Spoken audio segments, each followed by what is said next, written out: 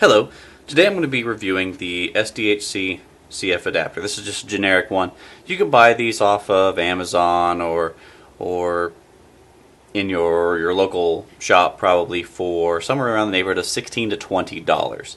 An SDHC adapter obviously would be good for backup uses if you have a CF only camera and you happen to have some extra SD cards lying around, or if you would like the flexibility of having another card or another camera or a cell phone that uses SD cards, and you'd like to be able to use them as memory stick as well. Today I'm going to go ahead and review the overall speed of how these compare. Obviously I have a just generic SDHC adapter. Like I said, it was about $20. You can probably check Amazon. You can get those for about $16. And this is just a generic SDHC flash memory. Now I do want to say that this particular card is the Class 10. Now if you're not very familiar with the different classes of SD and SDHC cards, I recommend you go check them out. Class 10, as you can maybe see right there, I don't know how good this video is, the 10 is pretty much as fast as the SDHC cards go, as far as I am aware. It's a pretty fast card. The 10 means it'll transfer about 10 megabytes per second, now or more. The good thing to keep in mind that is not necessarily right. That is read, but either way, this is a really fast card for what you may be using. This 8 gig card right here cost me about $14. So I've got a $20 card adapter that I can keep putting different cards in, and about $15 for a Class 10 fast 8 gigabyte card. Now today, in comparison, I'm going to be comparing this combination to the SanDisk Extreme Compact Flash 60 megabytes per second UDMA card. Now this does have the UDMA chips built in, which allows it to communicate with UDMA compatible devices and allows the card to do some of the processing. These are much faster cards. The 60 megabytes per second is the minimum, as opposed to the 10 megabytes here. That's Class 10. The 10 megabytes could be maximum. This is 60 megabytes per second minimum. But really, how does this compare? We've got a $20 adapter that I can use for pretty much any amount of cards in the future.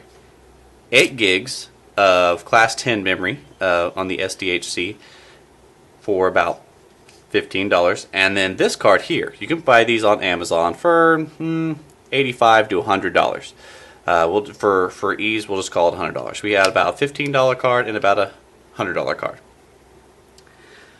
How does that really compare? Well, once we bought this adapter, we could buy these all day long for $15 a piece. So I can get 16 gigabytes of the fast SDHC memory for about $30. As opposed to this one, I get 16 gigabytes of memory for almost $100. This one hurts a lot more. So what am I really gaining by using this card versus this particular card setup?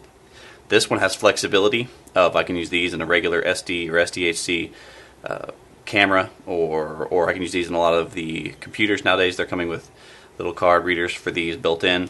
I can use this adapter to put it in anything that's CF, so I can kind of use it. It's very versatile, so that's good. On this, it's not very versatile. A lot of computers would require an external compact flash reader for this to work. Otherwise, you got to use it in your cameras. A lot of the higher end cameras tend to take these larger cards and some of the older versions. Now, let's see what this means in real world performance. We're going to take our Class 10 8 gigabyte card here, put it inside. You'll notice it's got a little click feature where it clicks in, clicks back out. That's kind of nice. It's a pretty good quality build. Feels pretty solid, especially for being as cheap as it was. It is a little bit thicker, if you can see that. It really doesn't seem to make a difference. They both seem to fit okay. It had both in my camera that I'm going to be using. There's no issues, but it is a little bit thicker, so you'll be able to keep that in mind if clearance is an issue. The camera I'm going to be using today is an EOS 7D. The 7D is capable of taking video and up to 1080p video and up to 8 frames per second in burst mode with pictures. So we're going to go ahead and see what this really does. First up, let's go ahead and load in our 60 megabytes per second, 16 gig UDMA card. Okay. Now, as you can probably see there's this little red light. This red light means that it's reading and doing work with the card.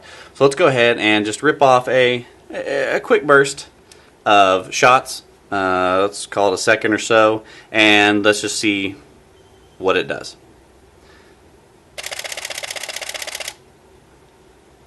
And it's done. So it's pretty quick. Overall read and write seems pretty fast. It's really responsive. The buffer cleared out quick. As soon as that red light went off, it was done right into the card. So let's go ahead and eject that card now. So this card's out. And now let's take the SDHC card converter that we just had with the Class 10. Remember, this is Class 10, so it is supposed to be fast for an SDHC card. Let's go ahead and put this in here. See, it clicks right in, goes back up, powers up. We get a reading right off the bat. Now let's go ahead and just see what this does. Now again, we're going to hold about a second or so.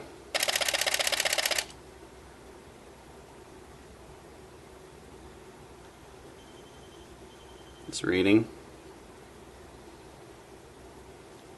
Still going. Still going.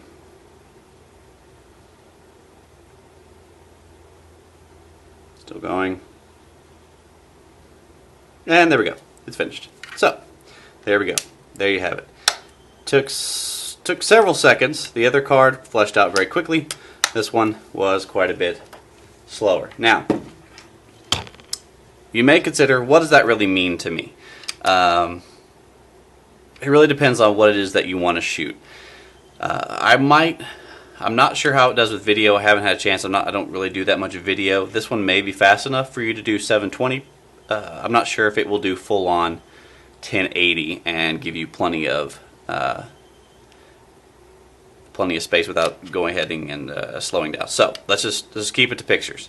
When it comes to pictures, the UDMA cards, because they're built-in processors in the cards themselves, and the newer computer cameras that have the UDMA technology built into them as well, hands down, this card is just going to be faster. If you're going to burn a whole lot of shots, if you're capturing those decisive moments, if you're taking a whole lot of rapid shots, like during a wedding, or if you're a sports photographer and you need a lot of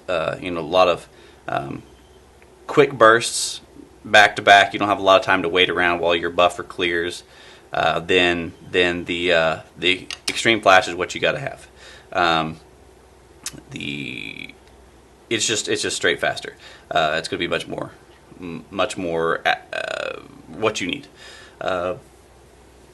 When it comes to the adapter card, it's got versatility and it's much cheaper.